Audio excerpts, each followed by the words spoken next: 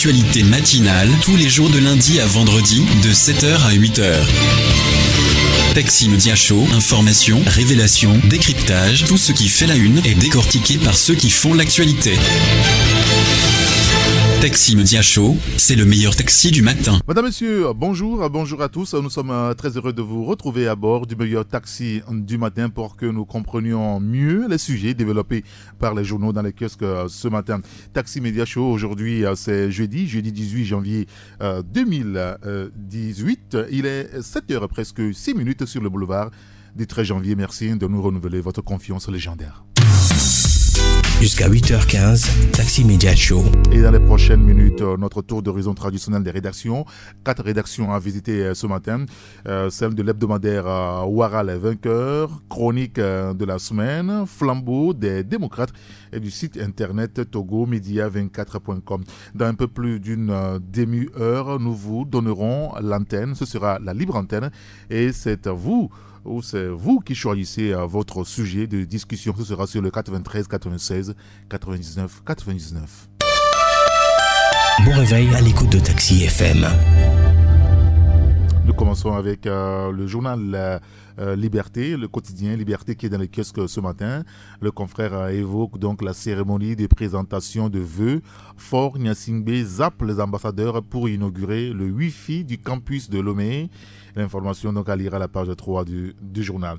La LCT dénonce une tentative d'enlèvement de son président, c'est à lire dans le journal.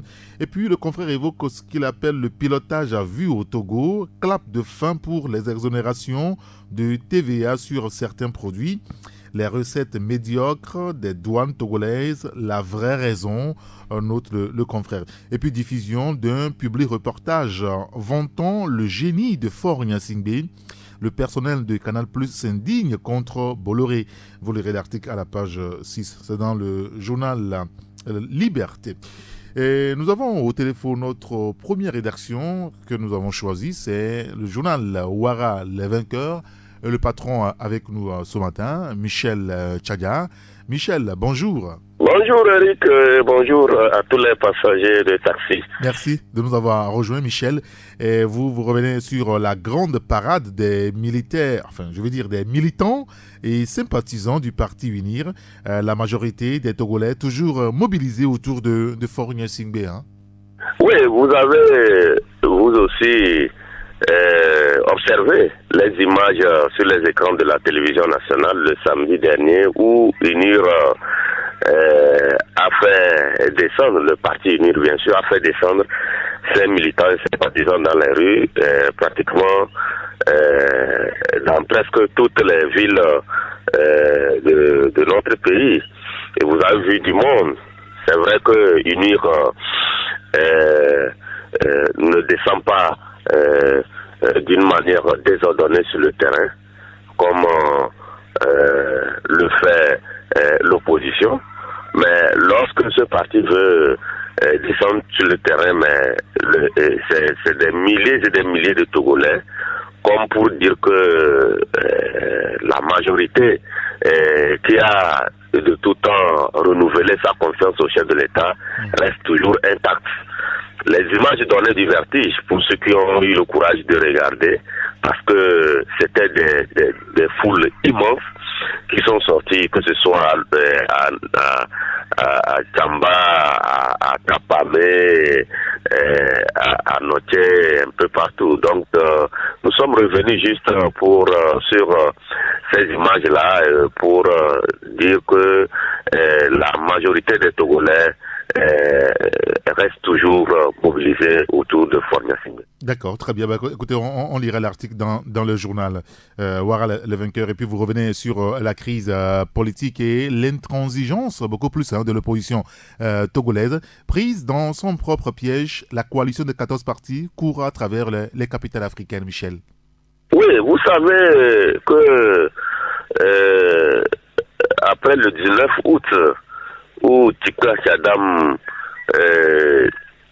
a commencé, en tout cas, à montrer une autre forme de contestation du régime en place avec sa marche du 19 août.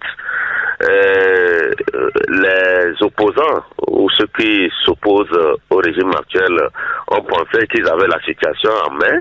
Et si vous vous rappelez, le chef de file de l'opposition à l'époque disait que s'il faut qu'ils n'ont pas besoin du dialogue, s'il faut discuter avec le régime en place et de voir dans quelles conditions, discuter justement des conditions de départ de Faure Gnassingbé. Le dialogue n'était pas, en tout cas leur objectif.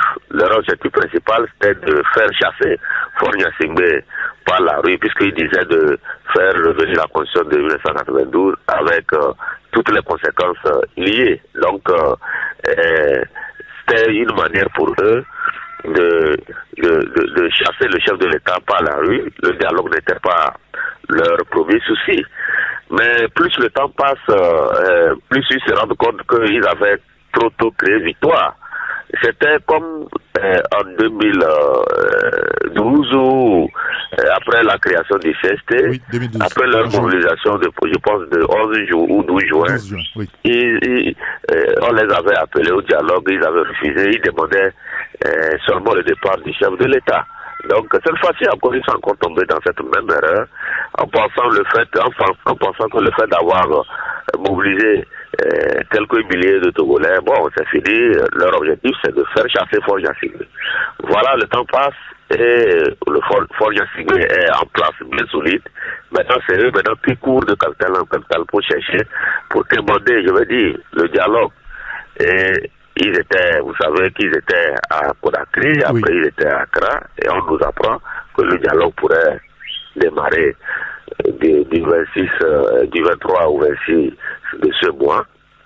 Mais dans tous les cas, nous allons voir comment ce dialogue pourra s'ouvrir et si ces opposants-là pourront trouver satisfaction. D'accord, très bien.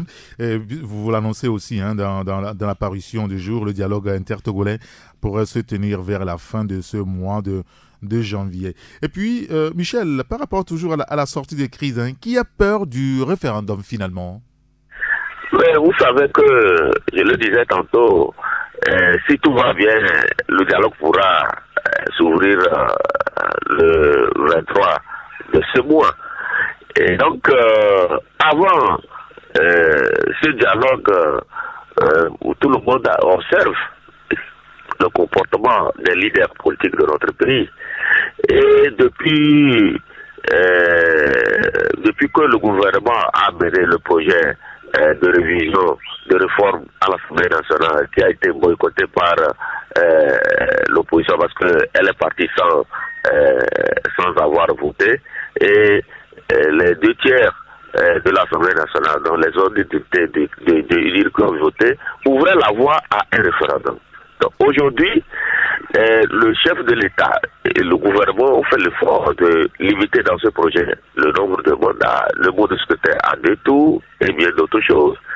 Si demain, après le dialogue, s'il faut revenir devant le peuple pour limiter le nombre de mandats, au même moment, vous savez que dans la mode, dans la sous-région, et presque dans toute l'Afrique, c'est le souci de certains chefs d'État, c'est de sauter le verrou de limitation des mandats, alors qu'ici, on veut limiter les mandats. Oui. Je ne sais pas qu'est-ce que l'opposition pourra dire à ces militants, mais de ne pas voter le oui, mais ça voudrait dire quoi?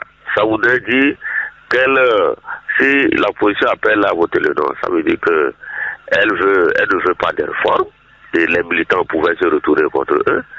S'ils appellent à voter oui, alors ça veut dire qu'ils ont trompé leurs militants et ses partisans parce qu'ils ont promis chasser Faure Gnassingbé par la rue. Et donc, aujourd'hui, le camp qui a tellement peur du référendum, c'est la coalition des 14 qui pense que peut-être avec le dialogue, ils pourront sauver la face et parce que de plus en plus leurs militants sont en courroux et s'il ne faut pas de se retourner contre eux. Donc aujourd'hui, leur objectif majeur, c'est d'éviter à tout prix le référendum, alors que c'est une piste constitutionnelle qui a été tracée après le vote du projet de réforme à l'Assemblée nationale. Donc aujourd'hui, c'est clair que l'opposition a tellement peur du référendum. Très bien. Bah, écoutez, on lira votre analyse dans le journal Loire à la vainqueur dans les kiosques ce matin. Merci beaucoup, Michel Tchadia. Merci Eric. Il faut encore bien des choses à tous les passagers de taxi. Merci beaucoup et bonne journée à vous. Bonne journée. 93.1 Taxi FM, premier sur l'actualité.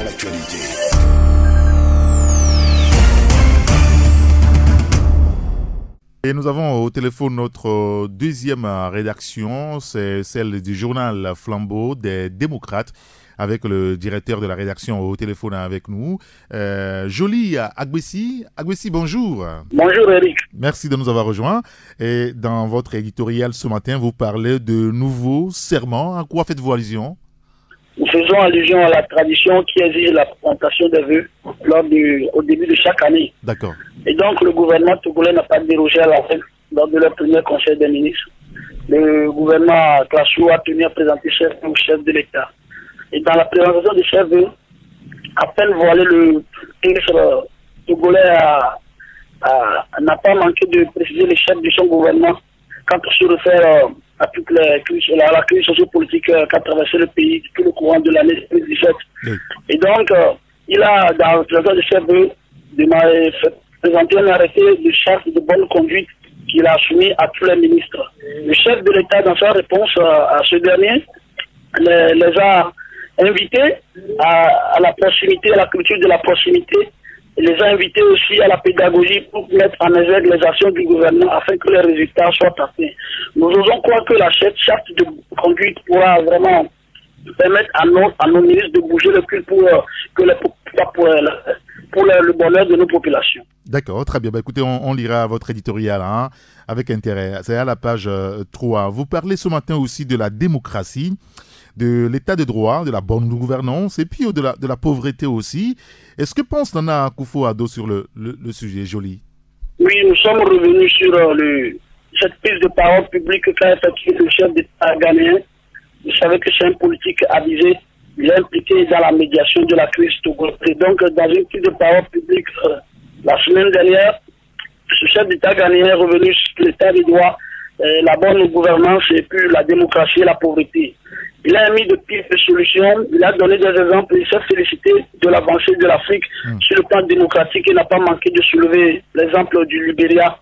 En outre, le chef d'État ghanéen, dans cet pertinent exercice, a exhorté les Africains à changer de mentalité, surtout nos dirigeants politiques. C'est cette transcription française de ce pertinent exposé réalisé par nos confrères de Libre Afrique que nous proposons ce matin à nos lecteurs. D'accord. Lui qui évoquait un Akufo-Addo, qui recevait, je veux dire, il y a encore 2 jours à Accra, les leaders de l'opposition togolaise, et par rapport donc à la crise politique au Togo, ça se précise, c'est ce que vous écrivez. Enfin, dans la société, vous parlez ce matin de la messe noire à Saram Assurance Togo, en évoquant des malversations, des actes de prévarication, et au centre de ces intrigues, le DG Magloire d'Ochamou. Que se passe-t-il à Saram Assurance, Joly Agbessi? Ah oui, Eric, c'est une grave messe noire qui est en train d'être dite à la compagnie Saram Assurance Togo. Et au centre des intrigues, c'est le DG lui-même Magloire d'Ochamou, en complicité avec 2 de ses collaborateurs. Comment se passe le fait? Depuis 2014 que ce DG est arrivé à la tête de la compagnie, il y a un vent d'horreur qui est en train de souffler sur la compagnie. Un vent d'horreur, pourquoi? Parce que depuis que ce monsieur est arrivé, on a vu une course effrénée pour le gain. Une avidité, une cupidité qui se manifeste par de somptueux villas qu'il est en train de construire un peu partout dans la capitale Lomé.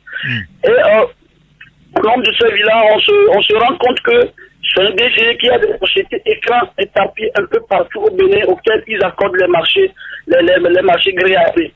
Et c'est cette façon de faire, cette gestion calamiteuse qui est en train de sombrer petit à petit la compagnie Saram Assurance.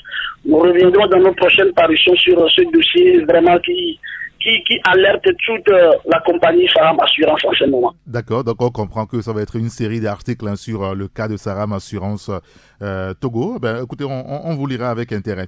Et puis le sport, football beaucoup plus avec la première division et la deuxième division avec les scènes de violence, les violences dans les stades.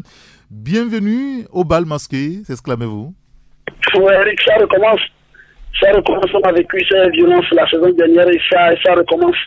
Et donc, la 8e journée de la D2 et la 11e journée ont été maillées de violence. On évoque le cas de la FNPT contre Bolesou, au stade du 2 février à Otoué. On évoque le cas du match Gomido contre AS Togoport au grand stade de Palmier.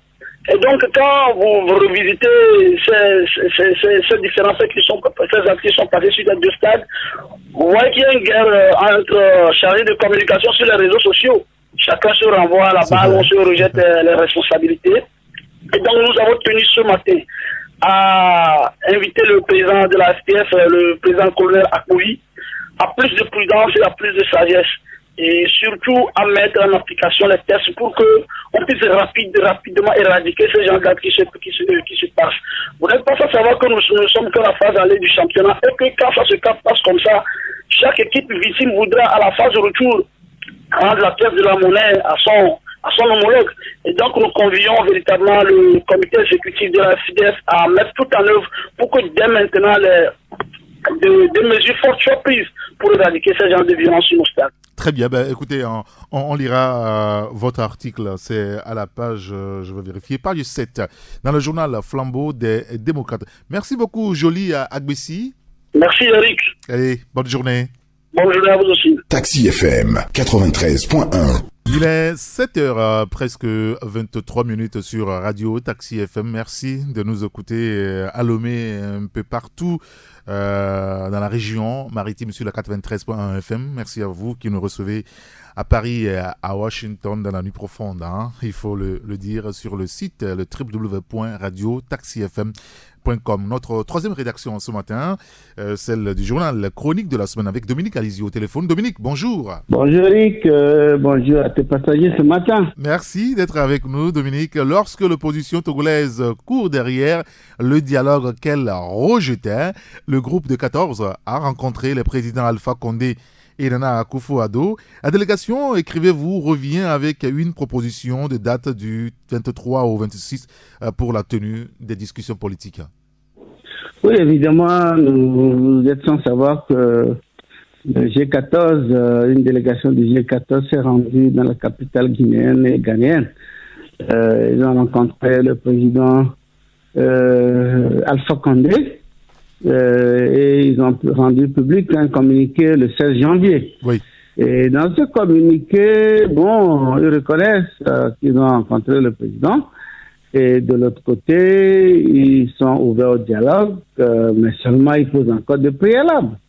Et c'est ça qui nous amène à nous interroger si véritablement l'opposition qui est actuellement dos au mur cherche encore à poser des préalables, et dans ces préalables, la libération de tous ceux qui ont commis des crimes, qui ont détruit des biens publics et privés, ceux qui sont également accusés d'avoir incendié le marché de Lomé de Kara.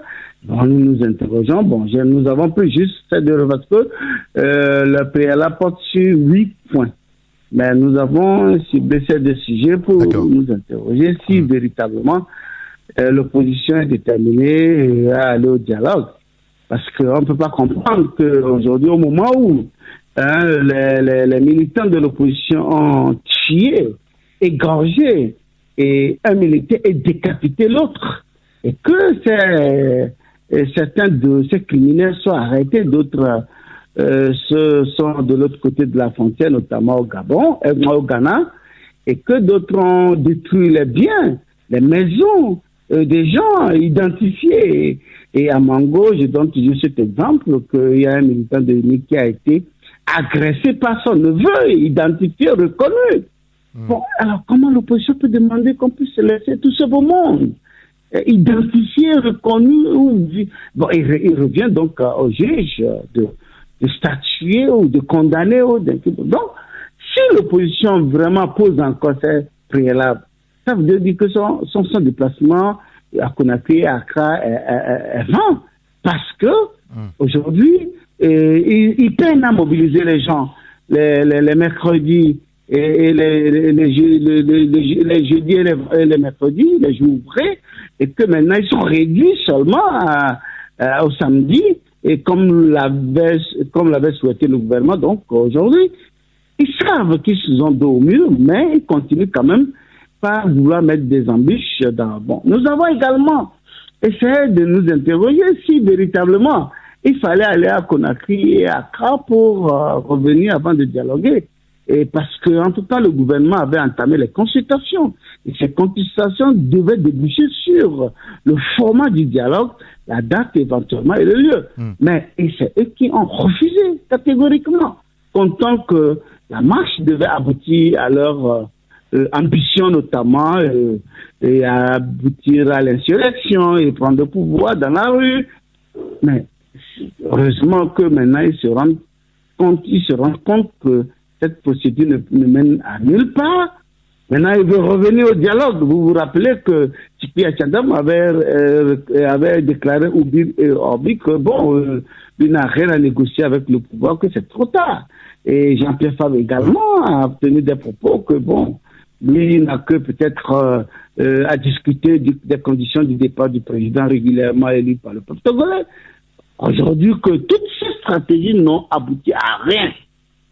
Est-ce qu'il faut encore poser des préalables? Voilà nos interrogations. D'accord. Et nous disons que de l'autre côté, la CEDEAO a demandé un dialogue inclusif, alors que eux, ils réclament un dialogue exclusif.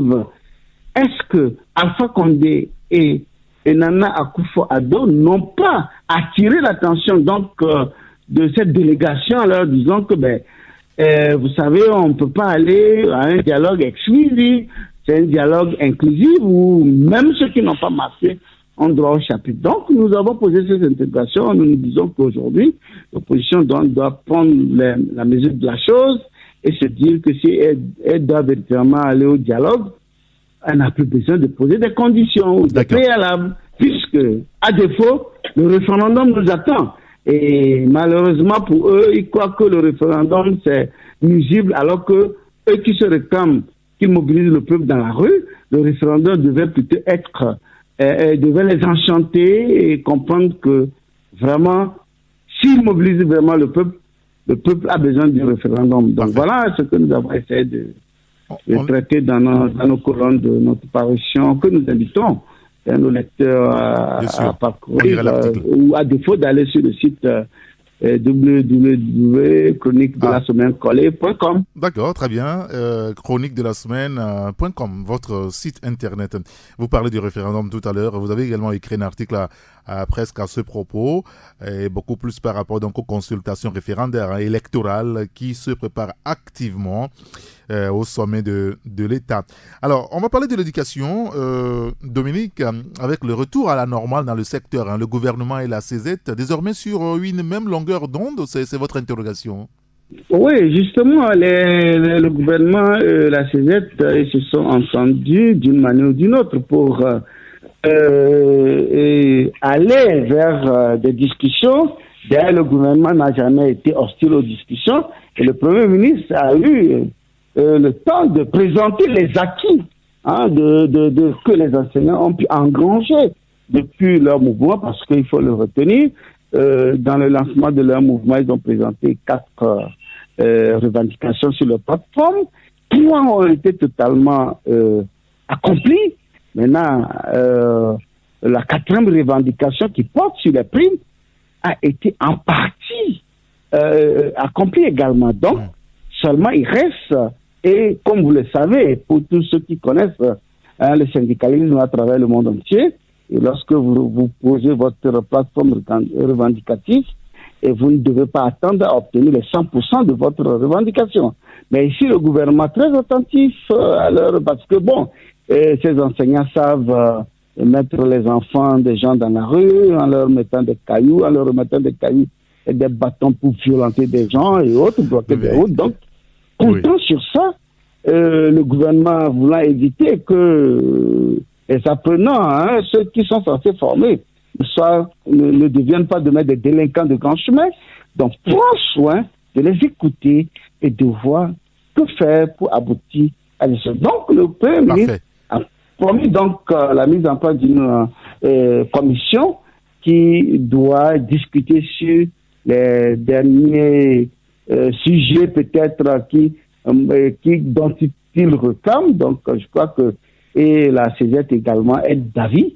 Et leur secrétaire général Atou Acha a, dans une intervention, dit qu'effectivement, ils souscrivent à cette démarche et qu'ils attendent de voir l'aboutissement. Donc, nous saluons cette démarche. Parfait. Et nous interpellons les enseignants qui ont engrangé beaucoup d'acquis.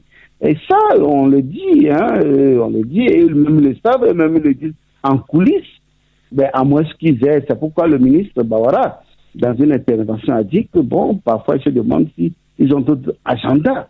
Sinon, ce qu'ils ont déjà engrangé pouvait suffisamment permettre à nos enseignants donc, de conduire l'année sans heures, sans grève, et permettre aux élèves d'apprendre parce que c'est la relève de demain. Voilà ce que nous avons essayé de dire. Bien sûr. Donc, on lira l'article à la page 4. Le troisième sujet à évoquer avec vous, Dominique, c'est par rapport donc à la suppression des taxes douanières sur les équipements TIC. La mesure initiée en 2017 a été annulée. C'est ce que vous aussi vous relevez ce matin. Justement, vous savez, le gouvernement avait décidé donc de suspendre ou bien d'annuler les taxes de douane sur les produits de TIC, notamment les portables et les ordinateurs et autres, pour permettre donc aux clients ou aux revendeurs de vendre ce produit à un prix raisonnable et permettre aux Togolais d'avoir suffisamment accès à ces moyens, puisque à supposer que les portables soient vendus très moins cher. Donc, les gens, ça peut permettre donc au public d'avoir accès et de consommer. Et ça permettra donc à l'État de récupérer au niveau de la consommation.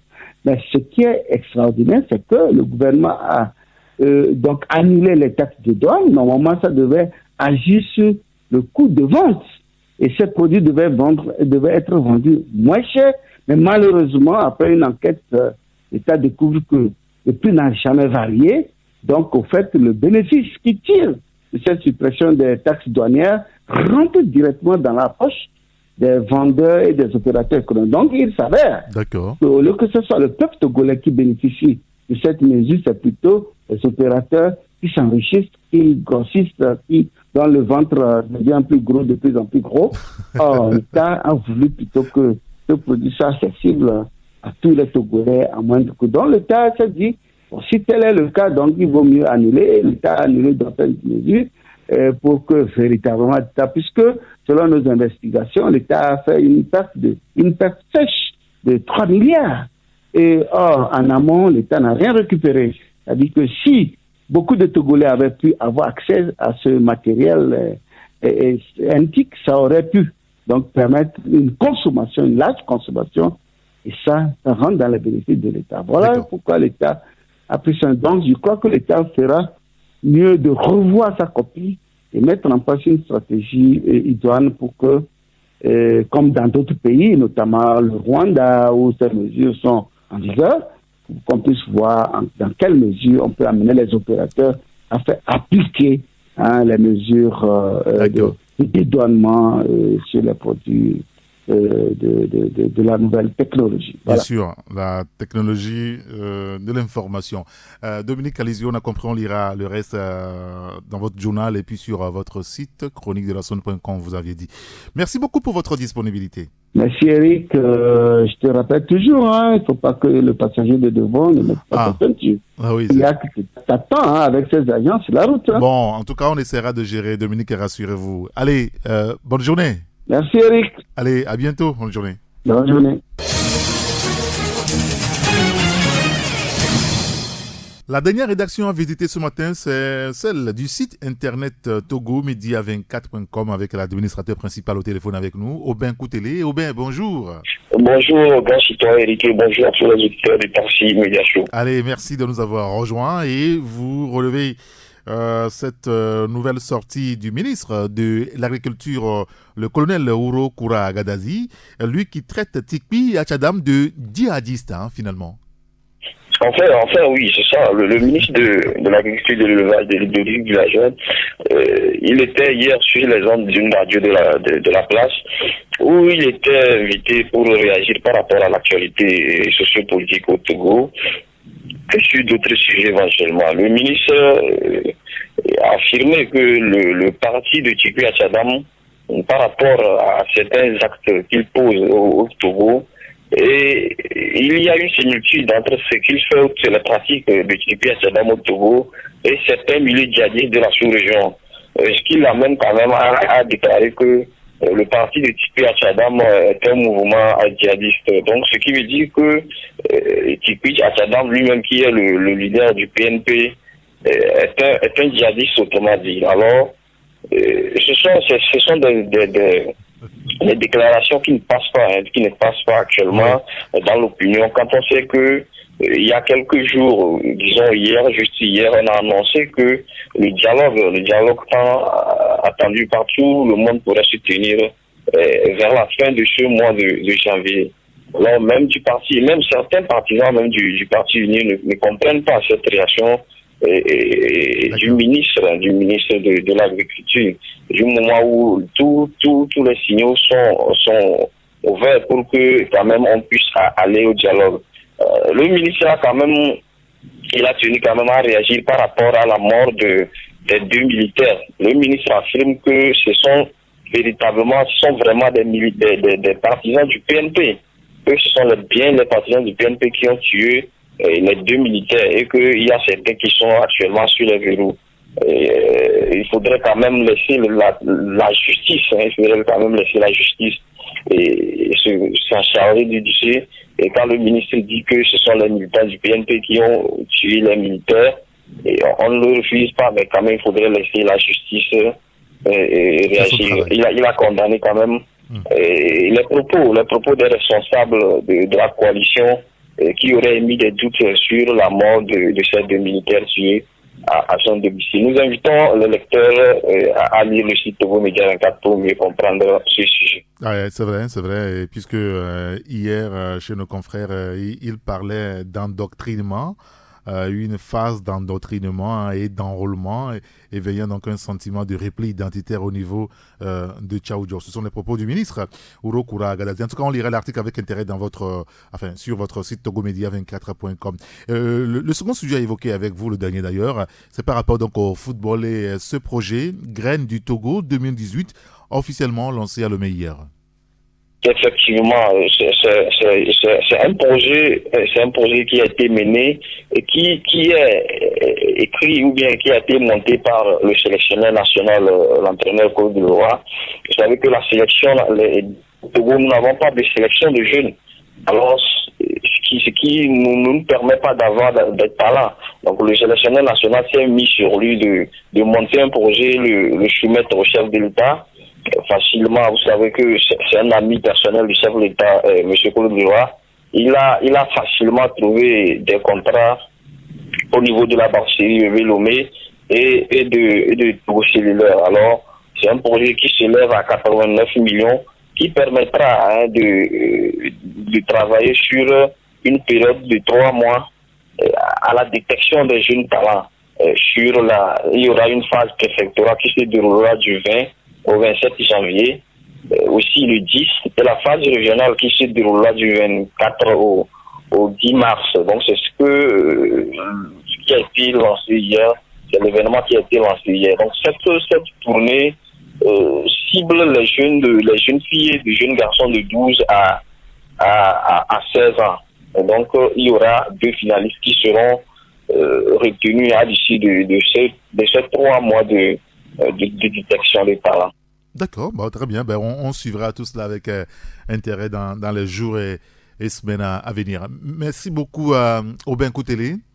Merci, grand citoyen Eric, et bonjour à tous les auditeurs de Taxi FM et bonne journée à vous spécialement. Merci beaucoup et bonne journée. Merci. Taxi Média Show.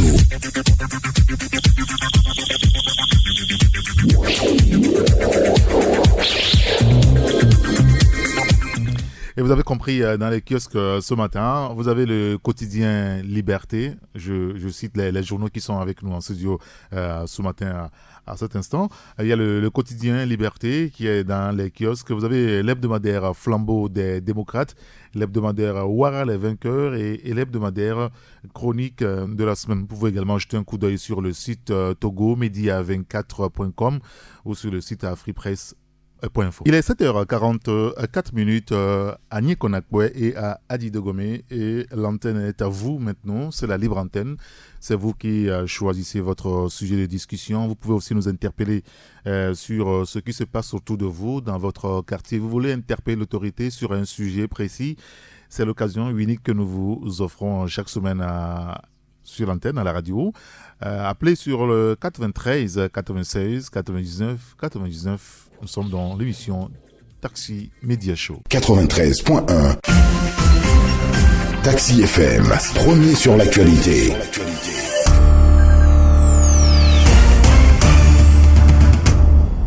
Et nous avons notre premier auditeur au bout du fil. Allô?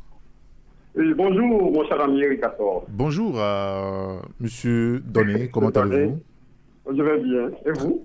Ça va très bien, grâce à Dieu, nous vous écoutons.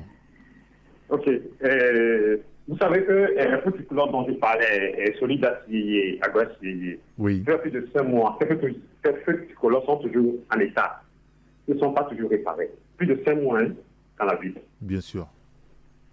C'est grave. Alors ce matin encore, j'interpelle encore, une fois encore, la délégation spéciale à faire diligence à ce niveau. Bon, revenons. Ma deuxième préoccupation ce matin, c'est revenir sur les propos du Donald Trump qui qualifiait les Africains de pays de merde. Il faut noter alors que l'ONU même a jugé choquant les propos éhonteux du président américain envers l'Haïti et l'Afrique. Même l'unité UIA, Union Unité Africaine, a réagi aussi à condamner, par exemple, vendredi dernier, sur les remarques blessantes et dérangeantes du président américain. Voilà. Bon, et maintenant, faisons une analyse. Faisons une analyse. Moi, je suis sans vous mentir, scandalisé par ces propos, mais après une analyse succincte de la chose, je peux lui donner raison, en partie. Prenons quelques exemples. Quand nous voyons des présidents africains qui sont au pouvoir plus de X décennies, et au même moment, on note une absence totale du développement de leur pays, sur tous les plans, obligeant la jeunesse à mourir dans les déserts, ou soit dans les flots de l'influence. Un autre point encore, on peut noter aussi une absence de la démocratie, parce que quand on parle de la démocratie, il doit y avoir une alternance. Plus de 40 ans dans ce pays, comme je viens au Togo, il n'y a jamais eu d'alternance. Alors, d'ailleurs, il n'y a pas de démocratie même. Et on note aussi la militarisation du pays pour pouvoir gouverner ad vitam aeternam. Donc, vous comprenez la sortie du président américain Donald Trump, c'est ça? Oui, mais vous allez faire que je viens de dire, on peut lui donner raison. D'accord. Moi, je ne peux pas comprendre. Parce que finalement, hier, je me suis beaucoup interrogé. Si nous sommes gouvernés par un réseau, parce que le réseau, c'est-à-dire que si vous vous trouvez dans les grâces de ce réseau, vous restez au pouvoir et vous gouvernez ad vitam aeternam. C'est ça, quoi. C'est ce que je vois actuellement. D'accord. Très bien. Si en Europe, eux, ils parlent de la démocratie, quand je prends 40 ans, c'est X-présidents qui ont défilé. Mais chez nous, c'est une même famille. On sait que l'espérance de vie au Togo, c'est combien? Mais si en 40 ans, une seule famille peut gouverner plus de 50 ans, oh, je dis mon cher ami. D'accord, très bien. Donné, on a compris. Vous voulez dire que vous comprenez parfaitement la sortie du président américain. Vous le donnez raison au regard de ce que vous avez cité. Merci quand même, Donné, de nous avoir contactés, d'avoir pu exprimer votre pensée sur ce sujet qui vous tenait à cœur. Passez une excellente journée. 93 96 99 99, c'est la libre antenne. Allô? Allô, bonjour. Bonjour, mon grand citoyen. Comment allez-vous? Très bien. Est-ce que vous pouvez éteindre carrément le poste récepteur qui est avec vous, s'il n'y a pas d'autres personnes qui écoutent la radio? Vous devriez nous écouter parfaitement dans le combiné. Ok, merci. Très bien. Enfin, j'aimerais intervenir. Oui, votre nom d'abord? C'est Monsieur Jean. Monsieur Jean, vous nous appelez de quel quartier, Jean? À Guazongo. Très bien, nous vous écoutons. En fait, j'aimerais intervenir à propos de la gratuité de l'école primaire que l'État a instaurée au Togo, quoi. Oui, allez-y. En fait, moi je donne carton rouge au gouvernement parce qu'on nous a dit qu'il y a la gratuité. Mais force est de constater qu'on envoie les élèves à la maison, d'amener 1500, d'amener 2000. Et s'ils n'ont pas amené, on les renvoie, ils restent à la maison. Finalement, on ne sait pas si la gratuité là nous coûte plus cher que quand ce n'était pas gratuit. Ah oui. Alors, vous avez envie de dire qu'on a dit que l'école primaire est gratuite, mais on continue par demander de temps en temps de l'argent aux élèves et à la fin, l'école devient plus chère qu'avant. Hein? Plus qu'avant. Bon, je ne sais pas si l'État est au courant ou bien les établissements sont maintenant indépendants ou bien autonomes, je ne sais pas. Et basant sur cela, ils renvoient les enfants à la maison. Oui, les cotisations parallèles. Vous savez, il y a des réunions des parents d'élèves et ces parents d'élèves, finalement, sont plus puissants que l'institution elle-même. D'accord, très bien. Donc c'est l'État qui a instauré ça? Bon, je pense que c'est une cotisation parallèle là. Pas véritablement, mais c'est la gestion des écoles, la gestion interne des écoles. Alors, maintenant que vous soulevez le problème, Jean, je pense que les autorités sont à l'écoute. Elles vont essayer de régler ce problème-là, puisque ça commence à faire jaser. Merci beaucoup, Jean. Merci de nous avoir contactés et d'avoir soulevé ce problème. Passez une excellente journée et on en profite pour saluer tous nos amis à Dago et Zongo. Vous nous appelez sur le 93 96 99 99. Allô? Allô, bonjour. Bonjour, mon grand citoyen. Comment allez-vous? Je vais bien, c'est M. Ouro. Monsieur Ouro, nous vous écoutons. Oui, j'appelle Dago. Très bien, allez-y. Oui. J'aimerais intervenir sur le problème du président américain. Oui, Donald Trump. Oui. Je vois les gens le critiquer, le parler de n'importe quoi, de le prendre comme s'il ne réagit pas bien, alors que vraiment, ce qu'il a dit, c'est réaliste.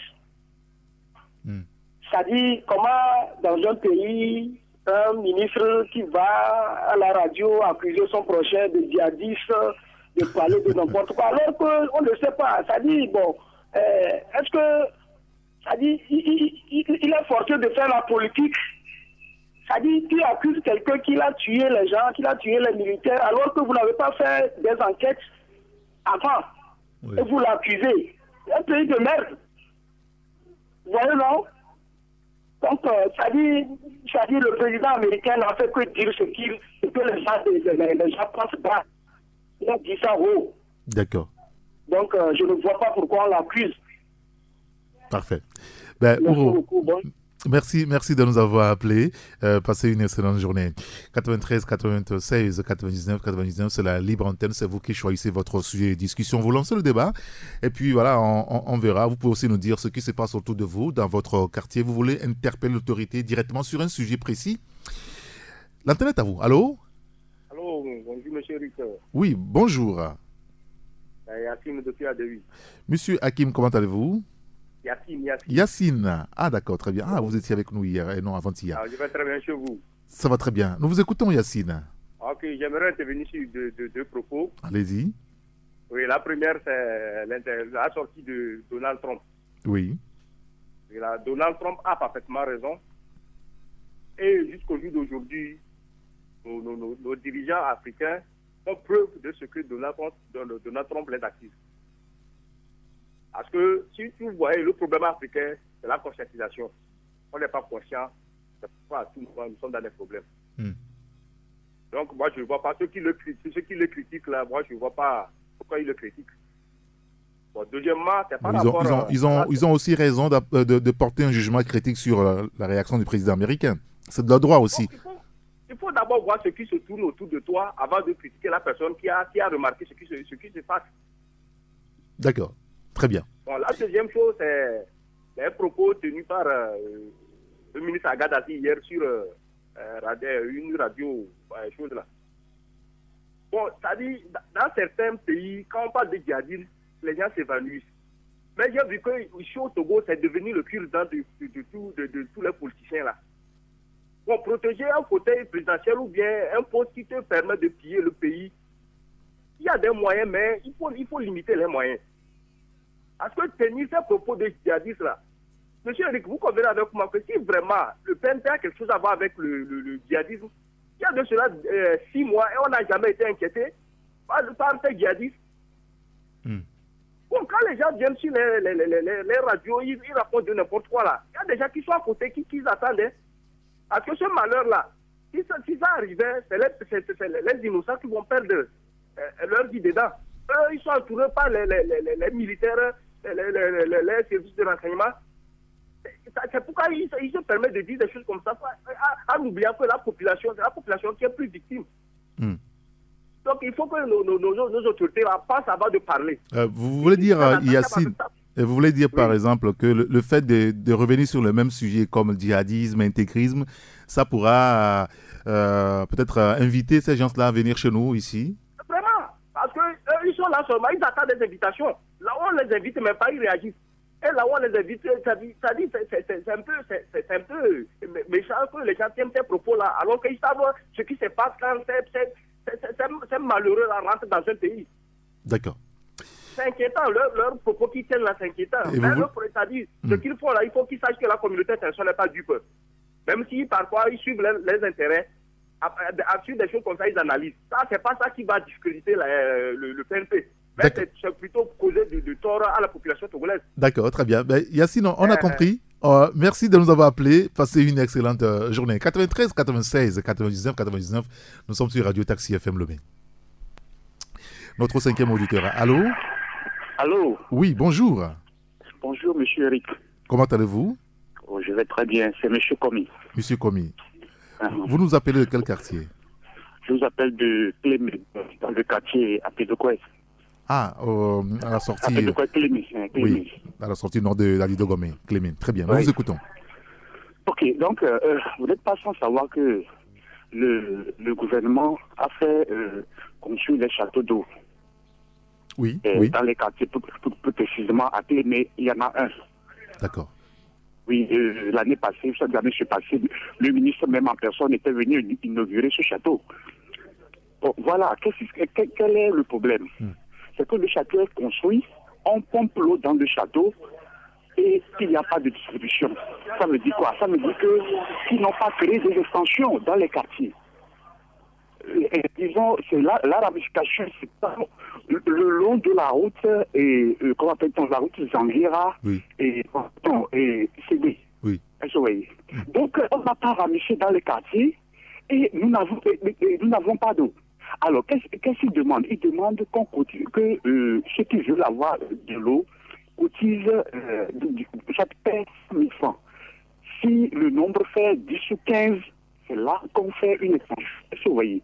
Cette pauvre population-là, est-ce qu'ils sont en mesure de pouvoir, disons, payer 100 000 francs? Chacun doit payer 100 000 francs, c'est ça? 100 000 francs, 100 000 francs. C'est-à-dire que le château d'eau est disponible, il y a de l'eau qui est disponible aussi. Maintenant, on demande aux citoyens, aux riverains de contribuer avec 100 000 francs CFA pour le branchement, c'est ça? Très bien, c'est ça, c'est bien ça. Vous voyez. Donc, il se fait qu'ils pompent l'eau, mais la population n'arrive pas à consommer. Il n'y en a pas. Vous voyez. Et pourtant, l'eau est disponible dans le château. L'eau est disponible, vous voyez. Alors, qui perd maintenant? Oui, on aura réglé le problème finalement. Vous voyez, monsieur Eric, il faut que les autorités se penchent sur ce problème-là. Vous voyez, ce sont les banlieusards, ce sont des gens d'Aflao, vous voyez, des populations pauvres. Vous voyez. Et s'ils ramifient, ce sont eux qui vont gagner.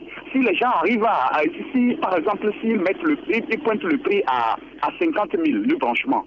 Vous voyez. Mais ils sortent gagnants avec les factures d'eau. Est-ce que vous voyez, monsieur Eric? Donc, vous demandez aujourd'hui qu'on puisse diminuer le prix? Oui, soit ils diminuent le prix, soit ils font des ramifications. La population paie un prix qui n'est pas 100 000, bon, et pour pouvoir, disons, avoir accès à cette eau potable. Vous voyez, les forages, ce n'est pas une bonne chose. Les forages sont souillés, vous voyez. Il faut traiter les eaux superficielles pour que les eaux souterraines soient potables, vous voyez. D'accord. Donc, voilà, et donc, si l'eau potable, là, on peut la boire directement. Voyez, donc, ce serait encore meilleur, ce serait bon de pouvoir nous faire cette extension. Et ça va aider beaucoup à la population togolaise. Oui, il y a une politique conduite au niveau du gouvernement quand même par rapport donc à l'accès à l'eau potable. Et donc, c'est le moment, n'est-ce pas, de permettre aux populations d'avoir accès à l'eau potable. Merci beaucoup, Monsieur Komi, de nous avoir interpellés sur ce sujet au niveau de Clémé. Clémé qui dispose aujourd'hui d'un château d'eau. Le problème, c'est que pour le branchement, on demande une contribution de 100 000 francs et il faut atteindre le nombre de 10 personnes avant que le branchement ne soit effectué. Ça devient un problème, un casse-tête chinois pour les riverains. De l'autre côté de Clémé. Clémé, c'est entre Zanguera et Segbe, a-t-il dit? Je pense, c'est ça. Et donc, la régie est interpellée sur ce sujet. Merci de nous suivre sur la radio. Nous allons observer une pause publicitaire. Dans 2 minutes, on se retrouve pour la suite de Taxi Media Show. Taxi FM, toujours premier sur l'info. Il est 8h, presque 4 minutes sur Radio Taxi FM. Nous avons encore une dizaine de minutes à passer ensemble à l'antenne. Nous pouvons demander à Monsieur Komi, qui nous appelait avant à la pause publicitaire, qui nous appelait de Clémé, de nous rappeler. On va le recevoir hors antenne pour quelques éléments. Monsieur Komi, s'il est à l'écoute, de nous rappeler juste après l'émission.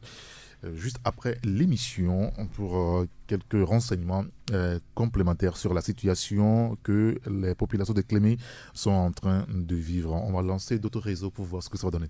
Nous avons notre 6e auditeur au bout du fil. Allô? Allô, bonjour Eric. Bonjour Monsieur Maglo, comment allez-vous? Oh, ça va très bien. Comment se portent les populations d'Aguezongo?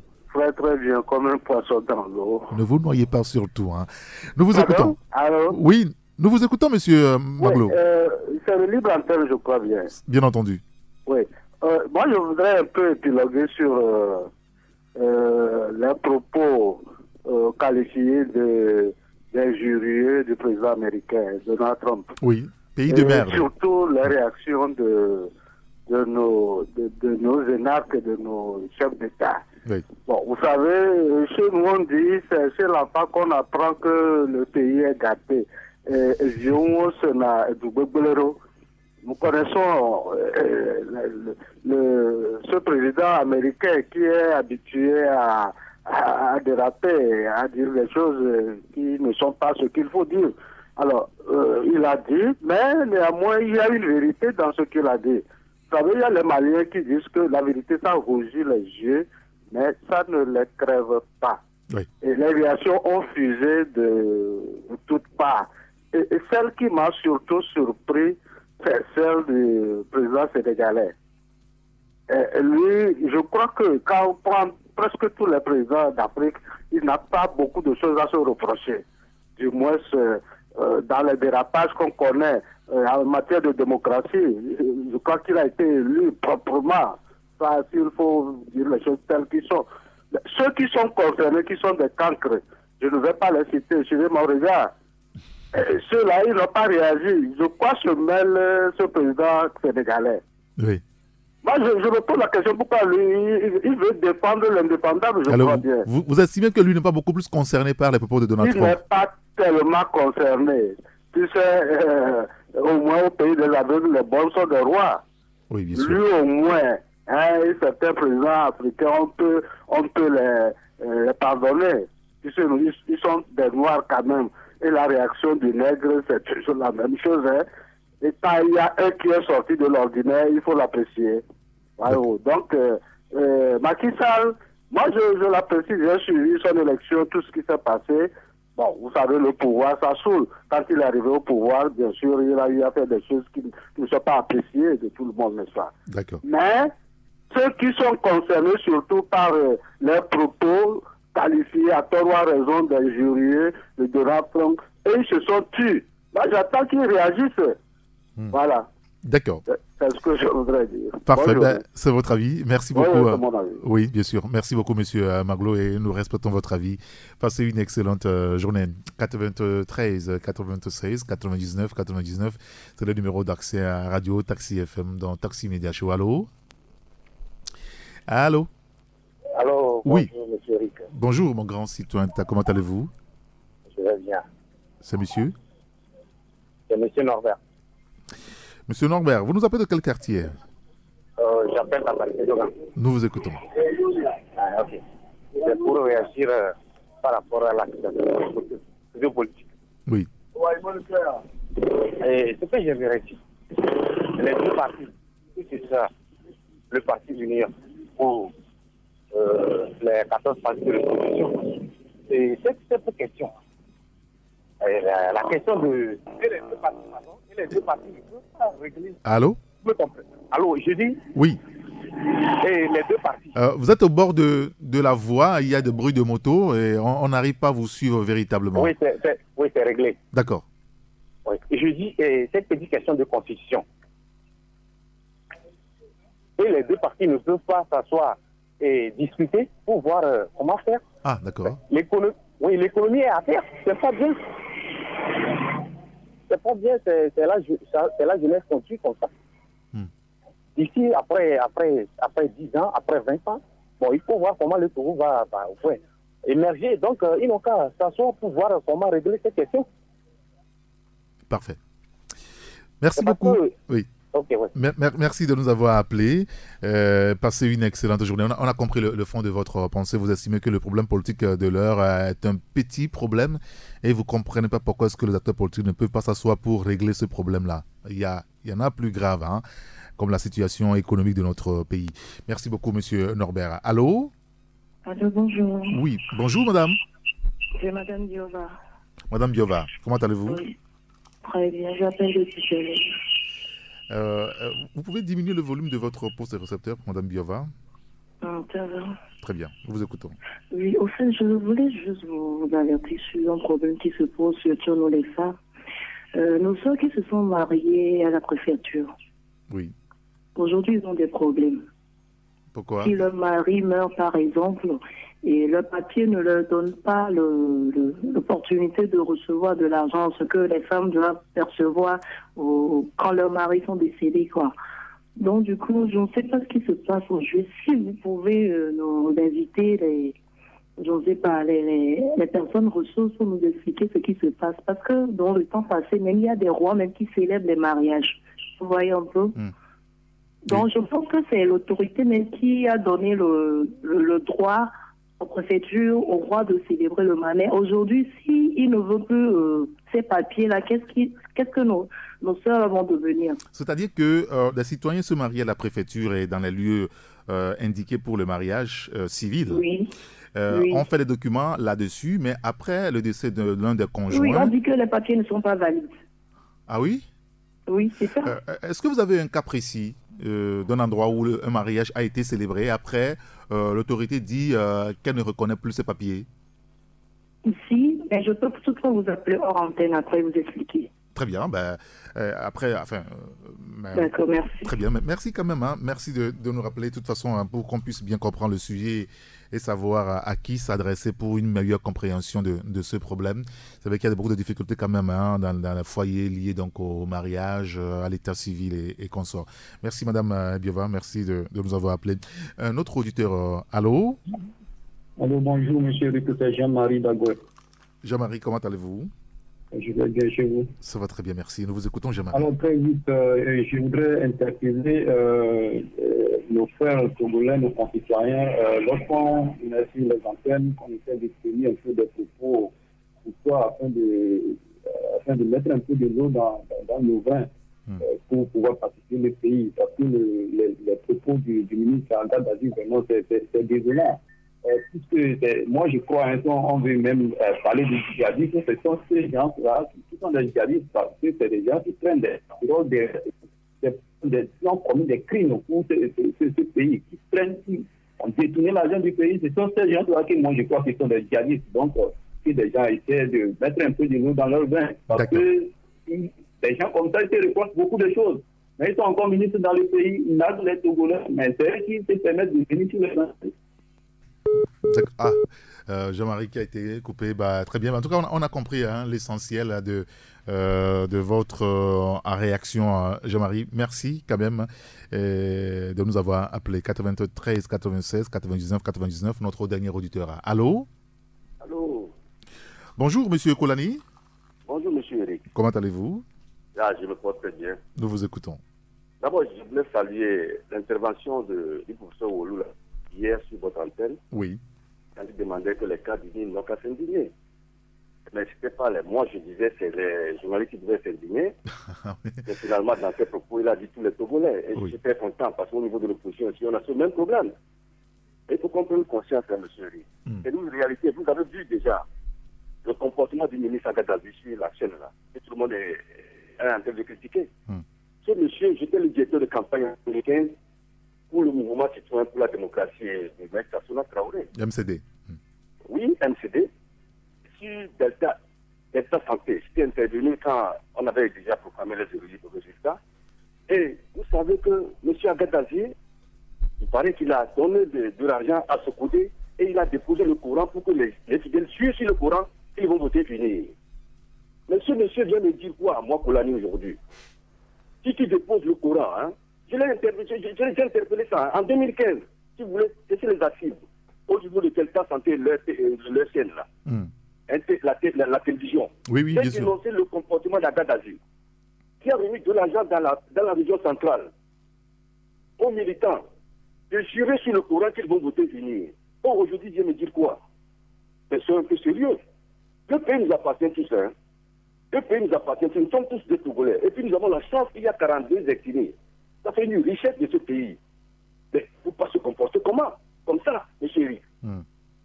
Comment est-ce qu'un colonel, hein, surtout qu'il a eu la chance de faire l'armée, qu'on parle de valeur et de discipline, il sait ce qu'est la valeur d'une personne, d'un pays, d'un État qui va se... Mais l'argent, c'est quoi? Mais il ne faut pas qu'on se comporte comme ça, monsieur Eric. Non. Sincèrement, je ne suis pas d'accord. Je sais que le colonel Agaddafi n'a qu'à bien comprendre. S'il veut, on va se retrouver pour faire un débat. D'accord. Oui. D'accord. Oui, non, sincèrement, c'est important. Parce que ce peuple a besoin de la quiétude. Hein. Et c'est pas la peine d'embrouiller des gens. Hein. On parle de djihadisme. Vous savez, là, parce que tu es musulman, toi-même, tu as posé des actes similaires à cela. Et nous avons dénoncé, personne n'a réagi. Parce que tu fais partie du parti du haut pouvoir. Mais on a qu'à mettre de l'eau dans nos verres, nous tous. Hein. Le pays nous appartient tous. Bien sûr. Sincèrement, monsieur Rick, je ne suis pas d'accord. Et puis, je veux finir avec mon ami qui parlait de la TDE, là. Oui, à Clémé, le problème à Clémé, oui. Oui, et la TDE même en général. Mais c'est un milieu qui génère de l'argent. Il faut qu'on les audite. Hein. Quelque chose à faire, donner de l'eau aux populations. Même s'il n'a pas consommé, vous avez le taux forfaitaire que vous allez récupérer. Et actuellement, nous n'arrivons même pas à payer. Ils ont mis sur le parti qu'il faut payer par électronique là. Oui. On n'arrive pas à payer. Ça ne marche pas? Ça ne marche pas. Ils sont en train de bloquer les gens. Parce qu'à partir de quand tu ne payes pas l'électronique, ça permet de faire leur gestion. Oui. Vous comprenez? Les projets de vol là. Mais ils ont mis ça, mais ça ne marche pas. Ça ne marche pas. La tête de d'accord. Et puis quand on va prendre le pouvoir, je dis bien, l'opposition prendra le pouvoir, nous allons auditer tous ces services-là. Bon, d'accord. Tous les directeurs qui vont passer là-bas, donc apprendre à savoir comment les interpeller. En attendant que l'opposition prenne le pouvoir, M. Kolani, il faut que les choses se passent quand même très bien à la TDE. Vous avez raison de réclamer que des comptes soient faits. Merci beaucoup, M. Kolani. Passez une excellente journée. C'est la fin donc de Taxi Media Show de ce matin. Merci à vous tous qui avez participé donc au débat et ceux qui nous ont suivis également, M. Kolani, M. Jean-Marie, qui n'a pas pu malheureusement aller jusqu'au bout de son raisonnement. Madame Biova, on espère qu'elle nous rappellera pour nous expliquer véritablement le problème. Monsieur Norbert, Monsieur Maglo, Monsieur Komi qui nous appelait de Clémé qui évoquait le problème de l'eau qui est disponible, mais le branchement cause problème par rapport donc au château d'eau qui a été récemment inauguré de ce côté de Clémé entre Zanguera et Ségbé. Il pourra nous rappeler. Monsieur Yacine, Ouro, Jean, Donné, merci à vous tous d'avoir participé donc au débat de ce matin. Merci à Emmanuel Afanyagbe qui a assuré la coordination technique. Appelez-moi Eric Gator. À 11h, on sera ensemble pour Taxi Presse avec notre invité. Ce sera Philbert Tissot. Bonne journée. 10, 9, 8, 7, 6, 5, 4, 3, 2, 1. Vous écoutez Taxi FM, musique, sport, information. Toutes vos passions sont forcément sur Taxi FM.